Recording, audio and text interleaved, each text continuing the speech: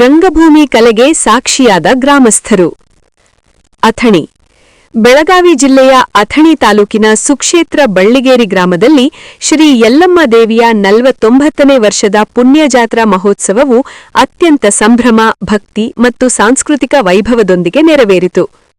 ಈ ಜಾತ್ರೆಯ ಅಂಗವಾಗಿ ಗ್ರಾಮದ ಶ್ರೀ ಬಸವೇಶ್ವರ ನಾಟ್ಯ ಸಂಘದ ವತಿಯಿಂದ 15ನೇ ಕಲಾಕುಸುಮ ಹವ್ಯಾಸಿ ನಾಟಕ ಪ್ರದರ್ಶನವನ್ನು ಆಯೋಜಿಸಲಾಗಿದ್ದು, ಗ್ರಾಮಸ್ಥರು ಹಾಗೂ ಕಲಾಭಿಮಾನಿಗಳು ಭಾರೀ ಸಂಖ್ಯೆಯಲ್ಲಿ ಭಾಗವಹಿಸಿ ಕಾರ್ಯಕ್ರಮಕ್ಕೆ ವಿಶೇಷ ಮೆರುಗು ನೀಡಿದರು.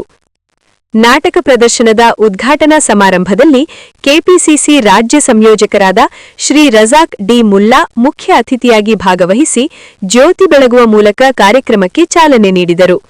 ನಂತರ ಮಾತನಾಡಿದ ಅವರು, ಗ್ರಾಮೀಣ ಭಾಗದ ಪ್ರತಿಭೆಗಳನ್ನು ಹೊರತೆಗೆದು ಪ್ರೋತ್ಸಾಹಿಸುವಲ್ಲಿ ಹವ್ಯಾಸಿ ನಾಟಕ ಸಂಘಗಳ ಪಾತ್ರ ಮಹತ್ವದ್ದಾಗಿದೆ. ಜಾತ್ರೆಗಳು ನಮ್ಮ ಸಂಸ್ಕೃತಿ, ಪರಂಪರೆಯನ್ನು ಉಳಿಸುವ ಪ್ರಮುಖ ವೇದಿಕೆಗಳು ಎಂದು ಅಭಿಪ್ರಾಯಪಟ್ಟರು. ಕಾರ್ಯಕ್ರಮವು ಪರಮಪೂಜ್ಯ ಶ್ರೀ ದಶರಥ ಮಹಾರಾಜರು ಅವರ ದಿವ್ಯ ಸಾನ್ನಿಧ್ಯ ಹಾಗೂ ಶ್ರೀ ಮಾರುತಿ ಮಹಾರಾಜರು ಅವರ ಉಪಸ್ಥಿತಿಯಲ್ಲಿ ಭಕ್ತಿಭಾವದಿಂದ ಜರುಗಿತು.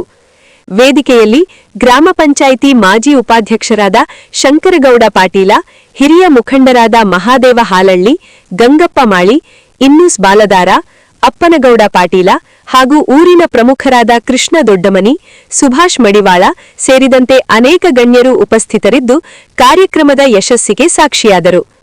ಒಟ್ಟಾರೆ ಈ ಜಾತ್ರೆ ಗ್ರಾಮೀಣ ಸಂಸ್ಕೃತಿ, ಭಕ್ತಿ ಮತ್ತು ರಂಗಭೂಮಿ ಕಲೆಯ ಸಮನ್ವಯದೊಂದಿಗೆ ಯಶಸ್ವಿಯಾಗಿ ನೆರವೇರಿತು.